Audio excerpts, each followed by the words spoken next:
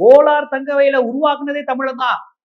அதை உருவாக்கி செழுமையாக்கி தங்கம் கொளிக்கின்ற பூமியாக மாற்றியதில் பெரும்பாலும் வட தமிழகத்தை சேர்ந்த ஆதி திராவிடர்களுக்கும் மன்னியருக்குமே பங்கு உண்டு. 70-80 விழுக்காடு அவங்க உருவாக்குனது தான் அது. அப்படி பார்த்தா இன்னைக்கு கர்நாடகாவின் அடையாளங்களே தமிழ்நாட்டு தமிழர்களுடைய அடையாளம். அந்த பகுதிகள்லாம் தமிழர்கள் வாழ்ந்த பகுதிகளா இருந்ததுக்கு கல்வெட்டுகளை எடுத்து பார்த்தீங்கன்னா மற்ற எல்லா மாநில கல்வெட்டுகளை விட, ஏன் தமிழ்நாட்டை விடவே, தமிழ்நாட்டு கோவில்களில் கிடைக்கின்ற கல்வெட்டுகளில் விட கர்நாடகா பகுதி கோவில்களில் கிடைக்கின்ற கல்வெட்டுகளில் தமிழ் எழுத்துக்கள் அதிகம் இருக்கிறது. இதெல்லாம் ஆராய்ச்சி, நம்மளாம் கற்பனை, இதெல்லாம் யாரும் கற்பனையா புரூட்டா விட முடியாது. நீங்க செக் பண்ணி பாருங்க, கர்நாடக கோவில்களில் கல்வெட்டுகளில் தமிழ் இருக்கிறதா இல்லையான்னு செக் பண்ணி பாருங்க.